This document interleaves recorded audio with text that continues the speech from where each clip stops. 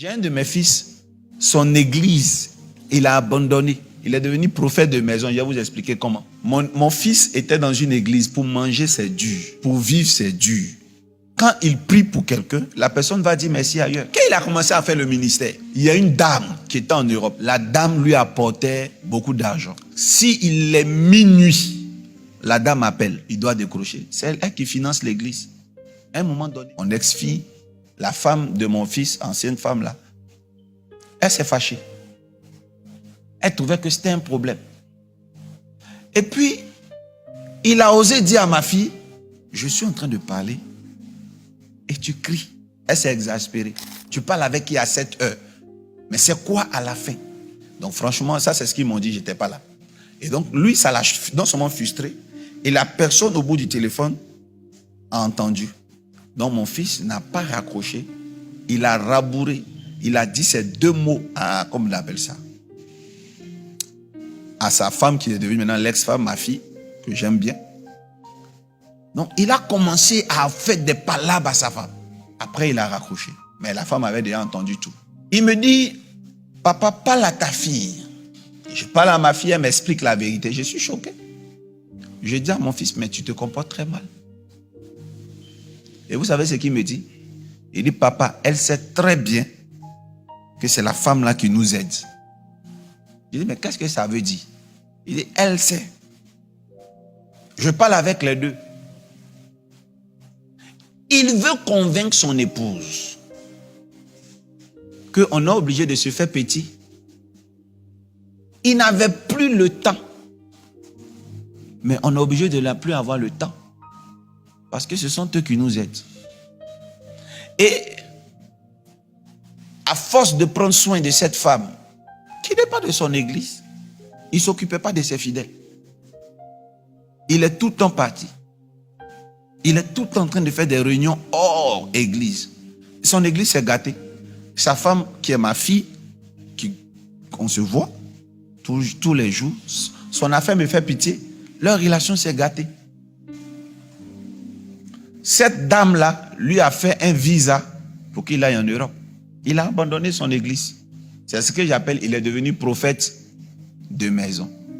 Cette année, la dame, je crois, a 54 ans. Lui, je crois, il a 42 ans. Mais donc, il est dans la maison de la dame en France, là-bas. Souvent, elle a une amie qui a un petit problème, elle les appelle, elles viennent, il y a un prophète chez moi à la maison. Il y a un prophète. Il travaillait à chose. Il travaillait à Zara, comme les gens qui sont à la porte, là. Sécurité, côté Zara, côté magasin. Non, il travaillait à Zara, je crois, comme... je sais pas quoi. Et puis après, maintenant, il a fait la sécurité. Et puis là, il n'a plus de travail. Bon, quand je vais en France, ça fait partie des personnes qui viennent vers moi. Je prie un peu pour lui, pour que son ministère se relance. Mais écoutez-moi bien. Ça, c'est à vous que je parle, mes fils. Votre priorité, c'est l'église. Même si votre don, quand ça tombe sur vous, vos cheveux deviennent comme pour Sangoku, de Dragon Ball Z. La priorité d'abord, c'est votre église. Si vous partez prêcher partout, sachez que vous devez aussi inviter ceux qui vous invitent. Quand vous allez partir prêcher chez eux, vous allez trouver une église, non? Mais vous aussi, vous devez les inviter dans votre église. Mais où est l'église? Tu vas inviter même quelqu'un, toute la salle est vide. Ça fait honte. Ton nom est grand, ton église est petite.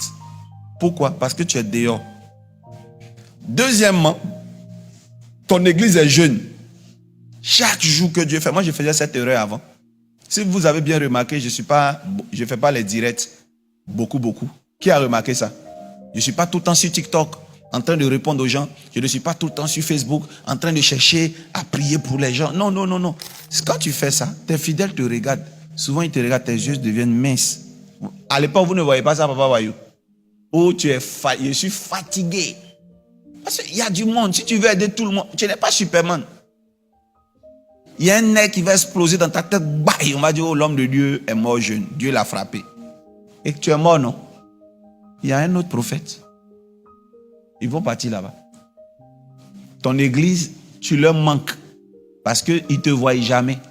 Tu es tout le temps à la recherche de gros poissons. qui vont te donner un peu pour que tu bâtisses l'église. Mais c'est pas mieux que tu traites tes fidèles, qu'ils deviennent meilleurs et puis tu es à l'aise. Il y a des prophètes au Congo, il y a des prophètes un peu partout. Ils n'ont pas vite commencé leur église. Pourquoi? Parce qu'ils étaient partout à la fois. En train d'aller prêcher ici, en train d'aller chercher à faire. Vous savez, ça épuise. Donc, homme de Dieu, prenez soin d'abord de votre église.